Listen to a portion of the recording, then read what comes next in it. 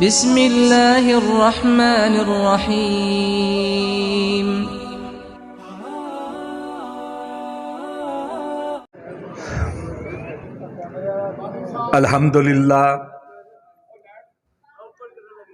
الحمدللہ الذی کسا اہل الحدیث ردا الشرف والتعظیم وعالی ذکرہم ورفع شانہم فی کل اقلیم وخصہم من بین حملۃ الشرع بمزید التشریف فی کل حدیث وقدیم والصلاة والسلام علی امام اہل الحدیث سید الابرار وآلہ الطیبین الاطہار وصحابتہ المہدیین الاخیار۔ فاعوذ باللہ من الشیطان الرجیم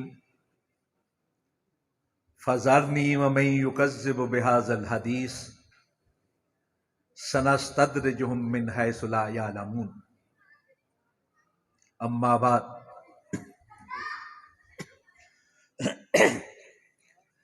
اہل الحدیث ہمو اہل النبی وَإِن لَّمْ يَصْحَبُوا نَفْسَهُ فَأَنفَاسُهُمْ صَحَبُوا۔ اہل الحدیث اصحابۃ الحق فازوا بدعوت سید الخلق۔ ما اہل حدیثیم دغارا نہ شناسیم، با قول نبی چونو چرا نہ شناسیم۔ ما اہل حدیثیم دغارا نہ شناسیم، صد شکر کے در مذہب ما ہیلا و فنیست۔ اہل دل، اہل نظر، اہل خبر، اہل حدیث۔ اہل دل، اہل نظر، اہل خبر، اہل حدیث، کشور وحدانیت کے تاجور اہل حدیث، رہروان جادہ حق و صدق و صفا، حاملین سنت خیر البشر اہل حدیث۔ گمراہی کے ہر دور میں، ظلمت کے ہر عہد میں، ہے باطل کے خلاف سینہ سپر اہل حدیث۔ حضرات، آج توحید کے اس مرکز توحید پورہ میں اس عظیم دینی درسگاہ میں حاضر ہو کر واقعتاً ایک روحانی خوشی محسوس کر رہا ہوں۔ علماء کرام کی اس بہتات کو دیکھتے ہوئے ایک ہچکچاہٹ سی مجھ پر طاری ہے۔ مجھے ابھی تک یہ سوجھ نہیں رہا کہ کس موضوع پر گفتگو کرنی ہے، کتنی کرنی ہے اور کس طرح کرنی ہے، لیکن فرحت و مسرت اور روحانی خوشی کے وفور اور جذبات سے بھرپور ان لمحات میں میں مبارکباد پیش کرنا چاہتا ہوں جناب حافظ محمد یوسف کھوکھر، جناب حافظ عمر فاروق اور ان کے تمام ساتھیوں کو کہ انہوں نے آنے والی نسلوں کی تعمیر اور ان کے ذہنوں کی تطہیر کا سامان فراہم کر دیا ہے۔ دینی مدارس حقیقتاً اسلام کی چھاؤنیاں ہیں۔ یہاں وہ فوجیں تیار ہوتی ہیں جن کو دنیا کی کوئی طاقت مغلوب نہیں کر سکتی، مفتون نہیں کر سکتی۔ نظام الدین طوسی نے اپنے بادشاہ سے یہ کہا کہ اگر آپ مجھے مواقع فراہم کریں، رقوم ادا کریں، تو میں ایک ایسی فوج تیار کر سکتا ہوں کہ جو دنیا کے علاقوں کے علاقے فتح کرتی چلی جائے گی اور کوئی اس کو فتح نہیں کر سکے گا۔ اس نے رقوم دے دی۔ تھوڑے عرصے کے بعد بادشاہ نے کہا نظام الدین طوسی سے کہ میں وہ فوجیں دیکھنا چاہتا ہوں۔ تو کہنے لگا آئیے میں آپ کو چھونیوں میں لے چلتا ہوں۔ نظام الدین طوسی اس کو لے گیا تو بادشاہ نے دیکھا کہ وہاں تو اساتذہ کرام ہیں، طلباء کرام ہیں، ہاتھوں میں کتابیں ہیں اور پڑھ رہے ہیں۔ تو کہنے لگا یہ تو ایک مدرسہ دکھائی دے رہا ہے۔ آپ یہ کہہ رہے تھے کہ چھاؤنیوں میں لے کر چلوں گا، فوجیں تیار کی ہیں۔ نظام الدین طوسی نے کہا یہ وہ فوجیں ہیں جو ذہنوں کو مسخر کرتی ہیں، جو دلوں کو فتح کرتی ہیں۔ ایک عالم اگر اپنے علم کی قدر کرتے ہوئے علم کی خدمت کرتا ہے تو وہ 1000 مجاہد تیار کرتا ہے۔ آپ نے ہمارے مستقبل کی نسلوں کو سنوارنے کے لیے وہ مائیں تیار کی ہیں جو اپنے بچوں کے ذہنوں کے اندر اسلام کو راسخ کر دیں گے۔ یہ بچیاں جو آج عالمہ بن کر یہاں سے جا رہی ہیں، فاضلہ کی حیثیت سے جا رہی ہیں، یہ وہ مائیں ہیں جن کے ہاتھوں میں آپ نے مستقبل کی نسل کی زمام تھام دی۔ اگر ماؤں کی تربیت صحیح طور پہ ہو جائے تو آنے والی نسلیں سنور جاتی۔ ماں کی گود ہی انسان کی پہلی تربیت گاہ ہوتی، اور اگر پہلی اینٹ صحیح رکھی جائے تو دیوار جہاں تک لے چلیں سیدھی رہے گی۔ اگر پہلی دیوار کج ہوگی تو ساری دیوار کج ہوگی۔ خشت اول چون نہد میمار کج، تا سریا میں رود دیوار کج۔ اگر بنیاد کے اندر تیری اینٹ رکھی جائے تو آسمان تک بھی دیوار اٹھا لی جائے تو تیری کی تیری رہے۔ آج آپ دیکھتے ہیں بڑے بڑے سیاستدان، ہمارے قومی رہنما جو زبان استعمال کر رہے، وہ انداز، وہ رویہ، وہ زبان، وہ کلمات، وہ اشارے، وہ القاب کہ جن کو اللہ رب العزت نے سورہ حجرات کے اندر منع کیا ہے، وہ ہمارے رہنماؤں سے ہمیں مل رہے ہیں۔ الفاظ اور رویہ بتاتا ہے کہ اس کی تربیت کس طرح ہوئی ہوگی۔ الفاظ اور رویہ بتاتا ہے کہ یہ کہنے والا جو ہے اس کے والدین کون ہوں گے اور والدین نے تربیت کس طرح کی ہوگی۔ رسول اکرم صلی اللہ علیہ وسلم نے فرمایا برا ہے وہ شخص جو اپنے ماں باپ کو گالی دیتا ہے۔ صحابہ کرام نے عرض کیا کہ کون ہے جو اپنے ماں باپ کو گالی دیتا ہے؟ فرمایا جب تم کسی کے ماں باپ کو گالی دو گے تو وہ جواب میں جب گالی دے گا تمہارے ماں باپ کو تو گویا تم نے خود اپنے ماں باپ کو گالی دی۔ یہ در حقیقت اچھی تربیت کا فقدان ہے، وہ تربیت جو ماں کی گود کے اندر ملتی ہے۔ اگر مائیں اللہ کے دین کے ساتھ سنور جائیں اور وہ زیور ان کو مہیا ہو جائے جو آپ نے اپنے مدرسے کے ذریعے سے دیا ہے صحاستہ کی صورت میں، تو وہ مائیں اپنے اولاد کو، اپنے بچوں کو، اپنے آنے والی نسلوں کو بہترین تربیت عطا فرمائیں۔ تو میں مبارکباد پیش کرتا ہوں کہ آپ نے ان ماؤں کو تیار کیا ہے اپنے مستقبل کی نسلوں کی حفاظت کی. جتنی بھی مبارکباد دی جائے اتنی ہی کم. اور یہ بھی مبارکباد پیش کرتا ہوں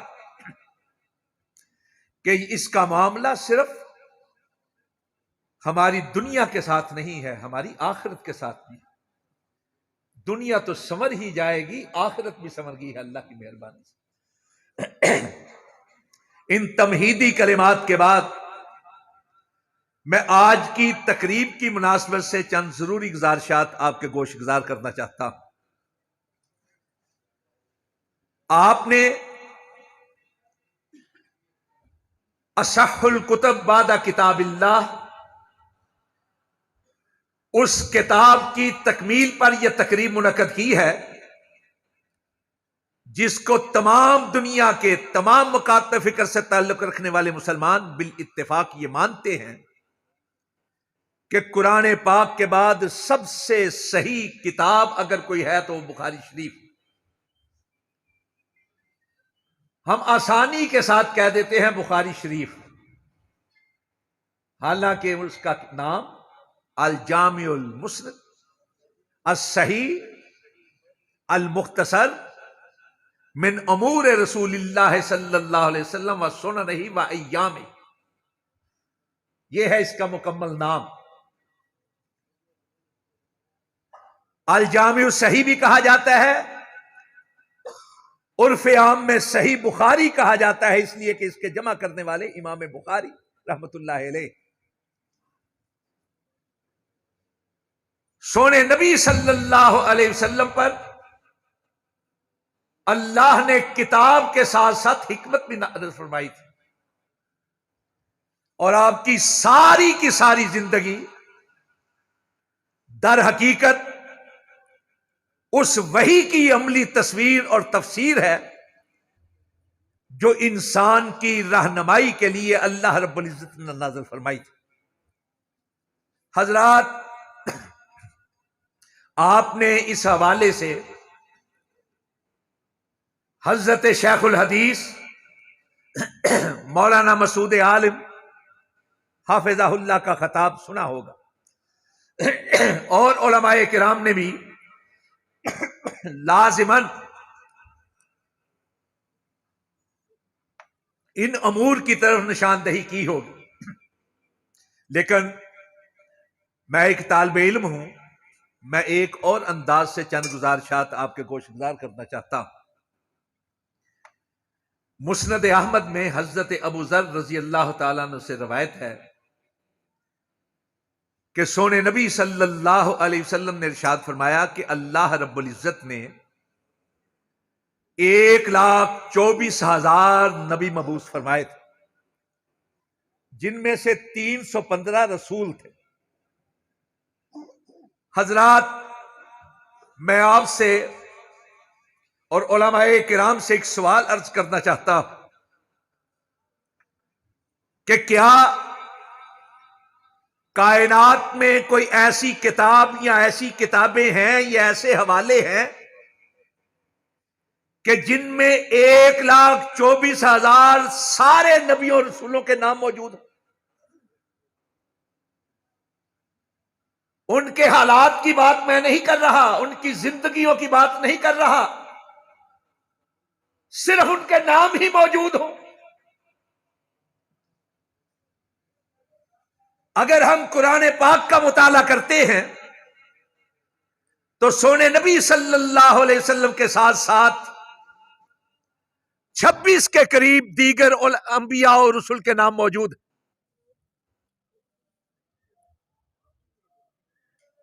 اور اگر ہم محرف بائبل کا سہارا لے لیں، اور بائبل مجموعہ ہے عہد نامہ عتیق اور عہد نامہ جدید کا، جس میں مضمومہ طور پر جو کتابیں میسر ہیں نبیوں کی ان کو جمع کر دیا گیا ہے قرآن پاک کے علاوہ.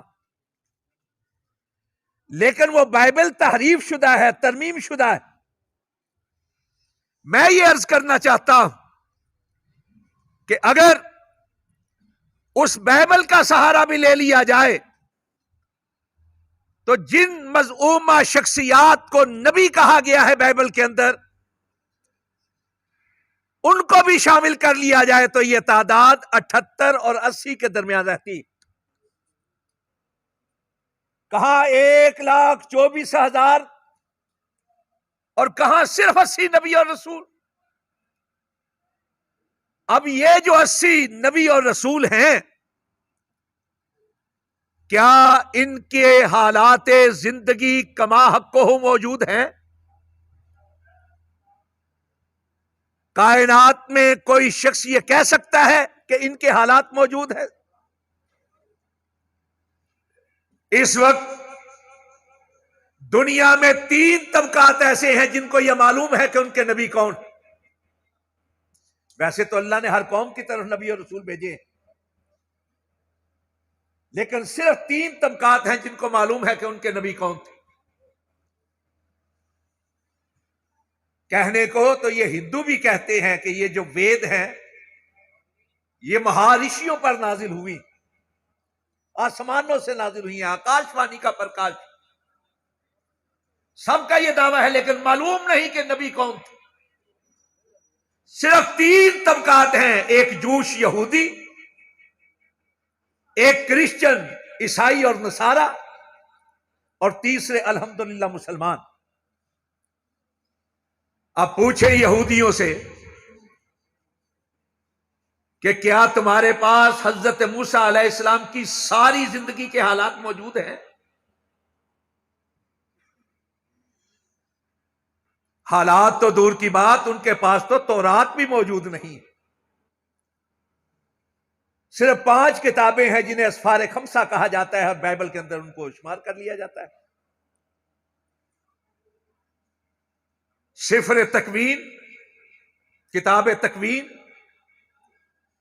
کتاب عدد، کتاب خروج، کتاب احبار اور کتاب تثنیہ، 5 کتابیں اسفار خمسہ بس۔ تورات موجود نہیں ہے۔ ایسے حالات بھی موجود نہیں پوری زندگی کا جو احاطہ کر سکے۔ عیسائیوں کے پاس چلے جائیں، دنیاوی طور پر جو علوم ہے بڑی ترقی کی ہے اس کی، لیکن یہ کہنے پر مجبور ہیں، انسائکلوپیڈیا بریٹانیکا کے اندر یہ لکھا ہے، جو جیسس کا چیپٹر ہے جہاں حضرت عیسیٰ علیہ السلام کے حالات کے بارے میں لکھا ہے، واضح طور پر لکھا ہے کہ حضرت عیسیٰ کی زندگی کے معلوم دنوں کی تعداد 50 سے زیادہ نہیں، صرف 50 دنوں کے حالات موجود ہیں۔ جب آسمانوں پر اٹھایا گیا تو عمر مبارک بتائی جاتی ہے 32 یا 33 سال، اور 50 دن تو 2 مہینے بھی نہیں بنتے۔ حضرات، ایسے میں صرف ایک ہستی ایسی ہے جس کی ساری زندگی اللہ رب العزت نے اسی طرح محفوظ کر دی ہے جس طرح قرآن پاک کو محفوظ کر دیا، اور وہ ہستی ہے آمنہ کے لال، مکہ کے در یتیم، مدینہ کے تاجدار، نبیوں کے امام، رسولوں کے سردار، جناب محمد مصطفیٰ صلی اللہ علیہ وسلم۔ اللہ رب العزت نے قسم کھائی ہے، قسم، لَعَمْرُكَ إِنَّهُمْ لَفِي سَكْرَتِهِمْ يَعْمَهُونَ، سونے تیری عمر کی قسم۔ اور حضرات علماء کرام موجود ہیں، قسم کھائی جاتی ہے زور بیان کے لیے، قسم کھائی جاتی ہے شہادت کے طور پر گواہی کے لیے، اور قسم کھائی جاتی ہے چیلنج کے لیے۔ اللہ رب العزت نے سونے مدینے والے کی زندگی کی قسم کھائی۔ بخاری شریف ہی میں روایت ہے حضرت عبداللہ ابن عباس رضی اللہ عنہما سے، کہتے ہیں اللہ رب العزت نے جب کسی کی زندگی کی قسم کھانے کی باری آئی تو ساری کائنات میں سے آمنہ کے لال کو چنی، ورنہ قرآن پاک میں کئی قسمیں کھائیں۔ بے شمار قسمیں کھائی، لیکن جب کسی کی زندگی کی قسم کھانے کی باری آئی تو سونے کو چن لیا۔ کیوں چنا ہے سونے کو؟ اور آپ کی عمر کی قسم کیوں کھائی ہے؟ اسی لیے کہ 1,24,000 نبی جو تشریف لائے، خاص قوم کے لیے، مخصوص علاقے کے لیے، محدود وقت کے لیے آئے، فریضہ نبوت صحیح طور پہ ادا کیا اور تشریف لے گئے۔ لیکن مدینے والا جب آیا تو کسی خاص قوم کے لیے نہیں، مخصوص علاقے کے لیے نہیں، محدود وقت کے لیے نہیں، بلکہ اپنی بیسس سے لے کر قیامت تک کے ہر دور کے لیے، ہر علاقے کے لیے، ہر قوم کے لیے نبی اور رسول بن کر آئے۔ پہلیوں کے نام، پہلے نبیوں اور رسولوں کی زندگی کے حالات تو دور کی بات، آج ان کے نام بھی تاریخ کے اندر محفوظ نہیں۔ اور اگر کسی کی زندگی کا ایک ایک لمحہ آج محفوظ ہے تو صرف مدینے والے کا۔ میں ایک چیلنج کے انداز میں بات کرنا چاہتا ہوں، کبھی طعن و تشنیع کی زبان استعمال نہیں کی، کفر اور نفاق کے فتوے ہم صادر نہیں کرتے، دعوتیں بھی کر دیتے ہوئے کہ اے دنیا کے رہنے والوں، اے اپنے اپنے قائد کو ماننے والوں، لاؤ کوئی ایسی ہستی جس کی زندگی کو فالو کر کے، جس کی پیروی کر کے، جس کی اطاعت اور اتباع کر کے ہم اپنی زندگی کو بہتر کر سکیں، جس کی زندگی کو دیکھ کر، جس کے لیل و نہار کو دیکھ کر، جس کے روز و شب کو دیکھ کر ہم اپنے روز و شب کو بہتر کر سکیں۔ لاؤ اگر کوئی ہے تو ممکن ہے جو جس کو مانتا ہے اس کو لے کر آ جائے، ممکن ہے کہ جو جس کو مانتا ہے اس کو لے کر آئے۔ لیکن اگر یہی سوال تھوڑا سا بدل کے ہم یوں کریں کہ لاؤ کوئی ایسی ہستی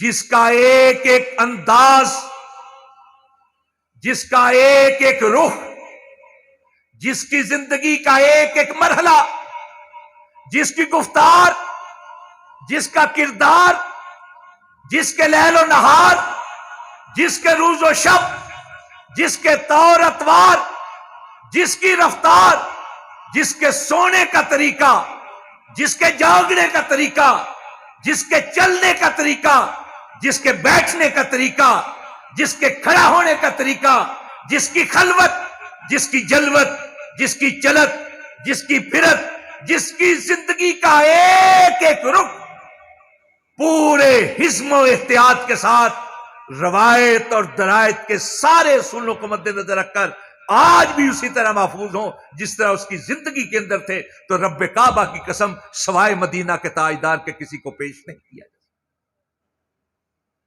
ایک ایک لمحہ محفوظ ہے، ایک ایک لمحہ محفوظ۔ اس لیے اللہ رب العزت نے آپ کی زندگی کی قسم کھائی۔ یہ حدیث کیا ہے؟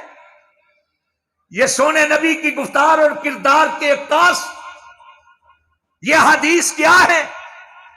آپ کی زندگی کے طور اتوار کی عکاس۔ یہ حدیث کیا ہے؟ جو آپ کے گفتار اور آپ کے کردار کو واضح کرتی۔ ایک ایک رخ کو اللہ رب العزت نے محفوظ کر دیا ہے، اس لیے کر دیا ہے کہ سونے کی نبوت قیامت تک رہنی ہے، اور سونے کی نبوت، ختم نبوت کا اعزاز لیے ہوئے آپ کے بعد کوئی نبی اور رسول بن کر نہیں آیا۔ الحمدللہ ثم الحمدللہ، اہل حدیث اسی لیے ختم نبوت کی بات کرتے ہیں، اور اسی لیے سونے نبی کی اطاعت اور اتباع کی بات کرتے ہیں کہ یہ احادیث نبوی کی اشاعت اور حفاظت کے اندر اپنا کردار بخوبی ادا کر رہے ہیں۔ سونے نبی نے ارشاد فرمایا تھا، میں ایک اور حوالے سے عرض کرنا چاہتا ہوں کہ اول الناس بی یوم القیامہ اکثرہم علی صلاۃ، کہ قیامت والے دن میرے سب سے زیادہ قریب وہ ہوگا جو مجھ پر سب سے زیادہ درود پڑتا ہے، اور سب سے زیادہ درود کون پڑھتا ہے؟ جو احادیث پڑھتا ہے۔ ایک ایک حدیث اس وقت تک آگے نہیں بڑھتی جب تک کہ سونے پر درود نہ پڑھ لیا۔ حدیث کو یاد کرنے کے لیے، حدیث کو پڑھانے کے لیے، حدیث کو سننے کے لیے، حدیث کا سبق تکرار کے لیے سب سے زیادہ درود پڑھتے ہیں تو اصحاب الحدیث، اہل حدیث پڑھتے ہیں۔ امام سخاوی رحمت اللہ علیہ نے ایک کتاب لکھی ہے القول بدی، جو اللہ کے نبی پر درود پڑھنے کے حوالے سے۔ میرے پاس جو نسخہ ہے وہ مکتبہ لاسانیہ اقبال روڈ سیالکوٹ کا شائع شدہ ہے۔ مکتبہ لاسانیہ پیر جماعت علی شاہ لاسانی کے ماننے والوں نے بنایا ہوا ہے، انہوں نے شائع کی تھی القول بدی۔ اس میں انہوں نے 2 روایتیں نقل کی ہیں اسی حوالے سے کہ قیامت کا دن ہوگا، اہل حدیث آئیں گے، ان کے ہاتھوں میں وہ دواتیں ہوں گی جن کی سیاہی سے وہ اللہ کے نبی کی حدیثیں لکھا کرتے تھے، تو اللہ کی طرف سے کہا جائے گا کہ تم وہ ہو جو دنیا میں سب سے زیادہ میرے رسول پر درود بھیجتے تھے جب جنت میں داخل ہوئے۔ اور حضرت امام ابن کثیر رحمت اللہ علیہ نے جب یہ آیت آئی قرآن پاک کی یوم ندعو کل اناس بامامہم، کہ قیامت والے دن لوگوں کو ان کے اماموں کے نام کے ساتھ بلایا جائے گا، جو جس کا ماننے والا ہے اس کے ساتھ بلایا جائے گا، تو کہا ھذا شرف الاکبر لاصحاب الحدیث لأن امامہم النبی صلی اللہ علیہ وسلم۔ اہل حدیث کے لیے یہ بہت بڑا شرف اور اعزاز ہوگا کہ ان کو بلایا جائے گا تو ان کے امام کائنات حضرت محمد مصطفیٰ صلی اللہ علیہ وسلم کے ساتھ بلائے گا۔ حضرات، ہم میں عملی کوتاہیاں ہیں، ہمارے اندر باتقاضائے بشریت بہت کمیاں ہوں گی، اعتراف ہے، لیکن رب کعبہ کی قسم ہمارے مسلک میں کوئی خامی نہیں، اس لیے کہ ہمارا مسلک صرف اور صرف سونے نبی صلی اللہ علیہ وسلم کی حیات مبارکہ کو اپنانے کا نام۔ ہم یہ سمجھتے ہیں کہ وہی جو آسمانوں سے نازل ہوئی تھی، اگر صحیح طور پہ اس کو کسی نے تھام رکھا ہے تو اہل حدیث نے تھام رکھا ہے۔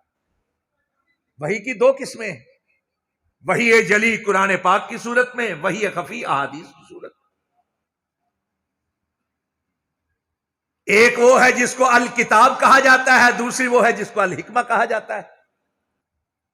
آج لوگ ہیں ایسے جو حدیث کا انکار کرتے ہیں، اور اہل حدیث وہ ہیں جو یہ سمجھتے ہیں، یہ کہتے ہیں، یہ مانتے ہیں، یہ جانتے ہیں کہ بغیر حدیث کے اسلام واضح ہی نہیں ہوتا۔ اسلام ایک جسم کی مانند ہے، قرآن پاک اس جسم کے اندر دل کی حیثیت رکھتا ہے اور احادیث شریانوں کی حیثیت رکھتی ہے۔ جس طرح دل پمپ کرتا ہے نا خون کو، اور وہ خون ساری شریانوں کے ذریعے سے پورے جسم میں پہنچتا ہے، دل کا پمپ کیا ہوا خون شریانوں کے ذریعے سے جسم میں پہنچتا ہے۔ اگر جسم کے کسی حصے میں خون نہ پہنچے تو وہ ساکت ہو کر رہ جاتا ہے، اس میں معطل ہو کر رہ جاتا ہے، ڈیڈ ہو جاتا ہے۔ قرآن پاک دل کی حیثیت رکھتا ہے اسلام کے جسم کے اندر، اور احادیث شریانوں کی حیثیت رکھتی ہے۔ اگر احادیث نہ ہو تو قرآن پاک کو کوئی سمجھ نہیں سکتا۔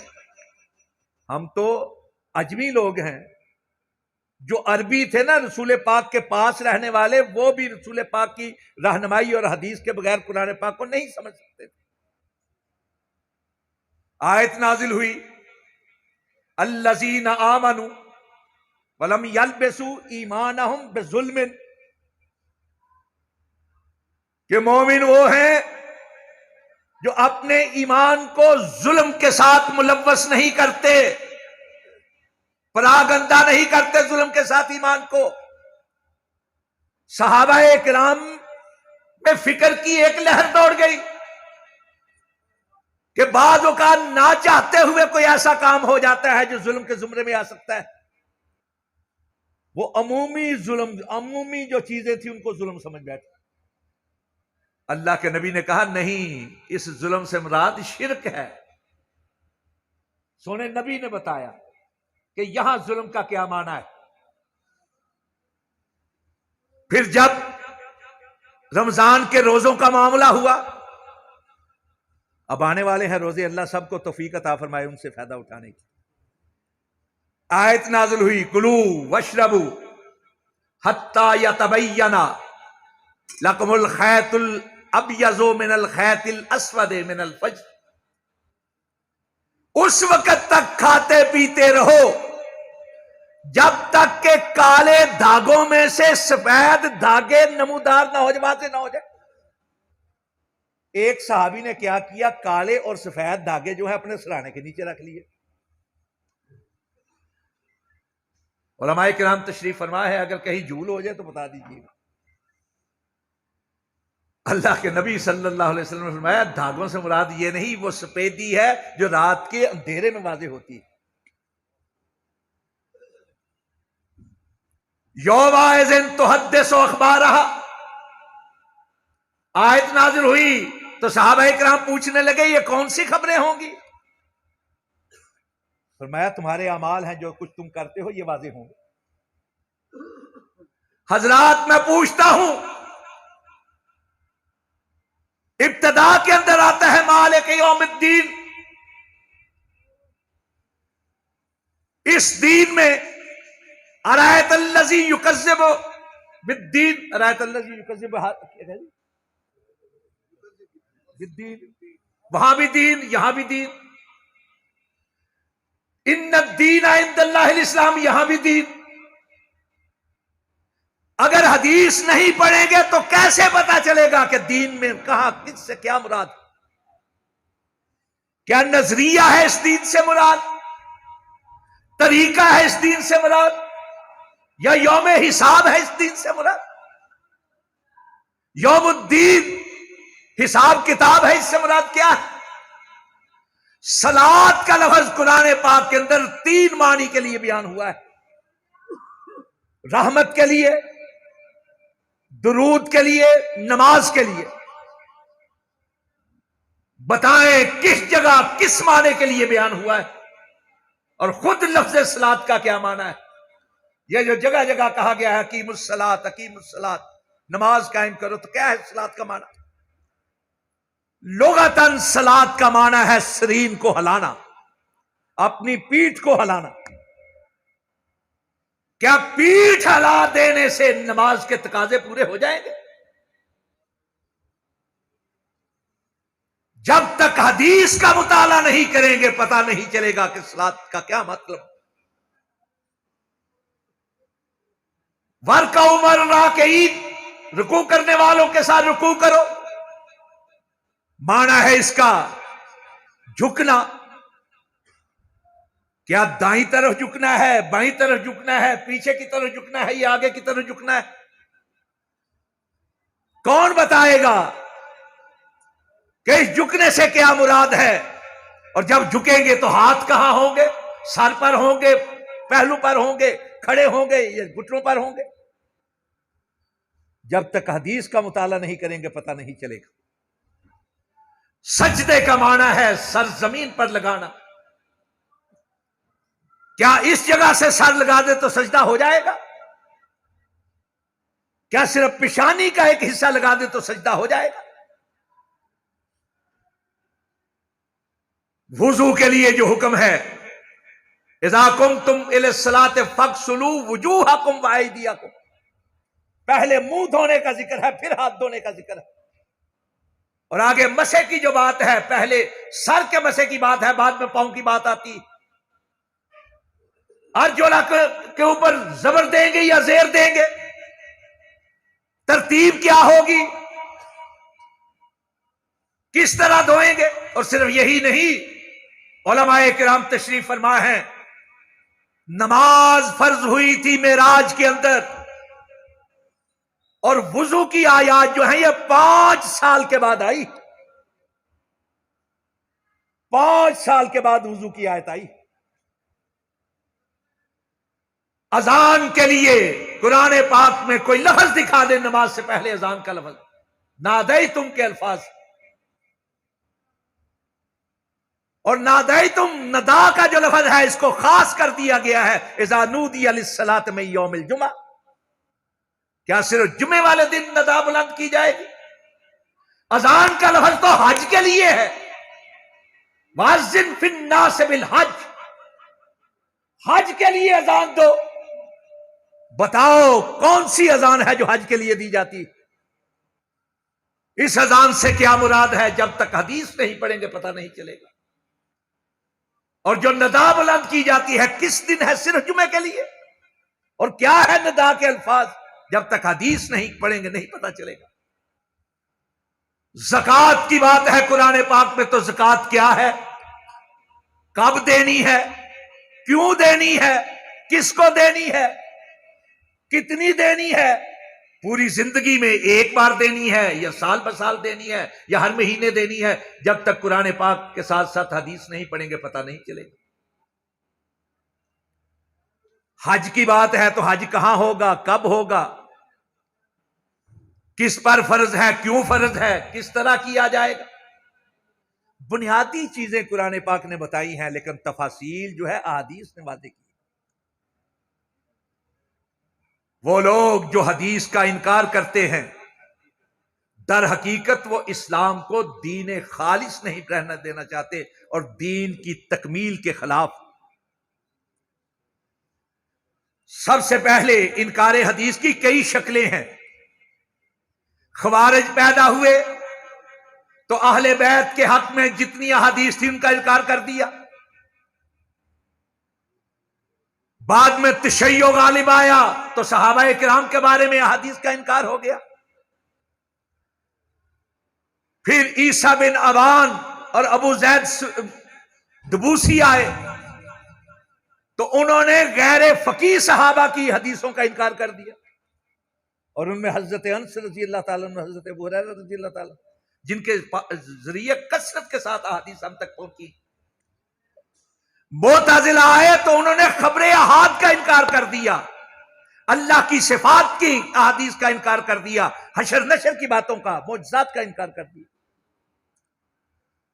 اب ہمارے ہاں بھی بعض لوگ ہیں جو خبر احاد کو حجت نہیں مانتے۔ خبر احاد کیا ہے؟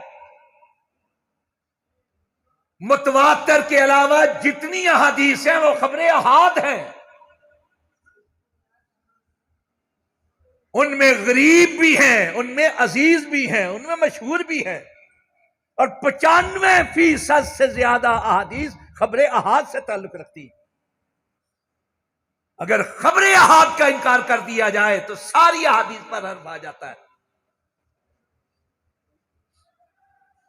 یعنی وہ حدیث جس کے راویوں کی تعداد حد تواتر کو نہ پہنچے وہ احاد کے زمرے میں آئے۔ میں کہتا ہوں چھوڑیں، آپ عزیز کی بات نہ کریں، 2 کی بات نہ کریں، 3 مشہور کی بات نہ کریں، صرف ایک کی بات لے لیں تو حضرات اللہ ایک ہے، جبریل ایک ہی لے کر آیا، اور نبی پر جب جب لے کر آیا وہی ایک ہی پر لے کر آیا، اور جتنے نبی رہے ہیں اپنی نبوت کی بات کرتے رہے ہیں، اکیلے اکیلے بات کرتے رہے۔ آج بھی دنیا کے اندر دیکھیں جہاں جہاں مسلمان موجود ہیں، اذان ایک ہی آدمی دیتا ہے، اس کی آواز پر سارے لپک کے آتے ہیں۔ رسول پاک صلی اللہ علیہ وسلم دنیا سے رخصت ہوئے تو یہ معاملہ سامنے آیا کہ کہاں آپ کی تدفین کی جائے۔ ایک اکیلے حضرت ابوبکر صدیق تھے جنہوں نے یہ کہا کہ جہاں نبی فوت ہوتا ہے وہیں اس کی تدفین ہوتی ہے، خبر احاد۔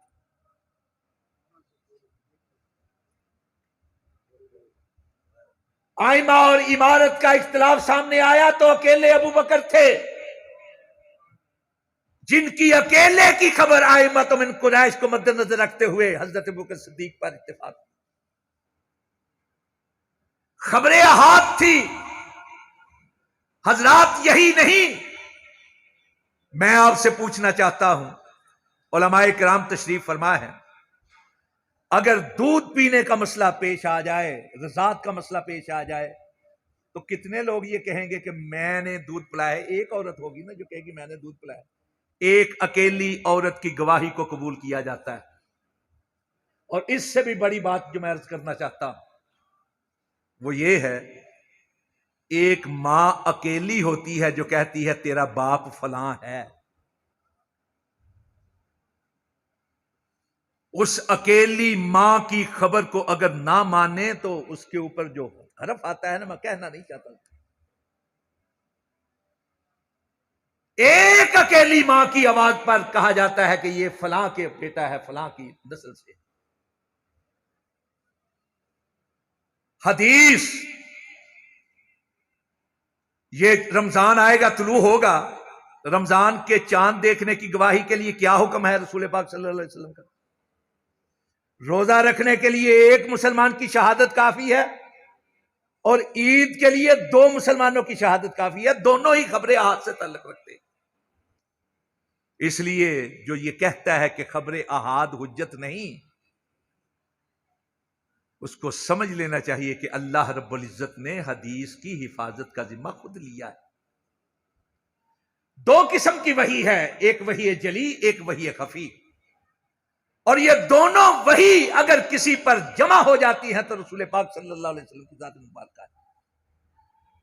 اما عائشہ سے کسی نے پوچھا، اور اگر آپ مطالعہ کریں احادیث کا تو ایک فرد نے نہیں پوچھا، کئی افراد نے پوچھا، سوال سب کا ایک طرح کا تھا، اور اما عائشہ صدیقہ صادقہ مصدقہ طیبہ طاہرہ مطہرہ ان سب کے جواب میں ایک ہی طرح کا جواب دیا۔ سوال کیا تھا؟ اما، سونے نبی صلی اللہ علیہ وسلم کے اخلاق کیا تھے؟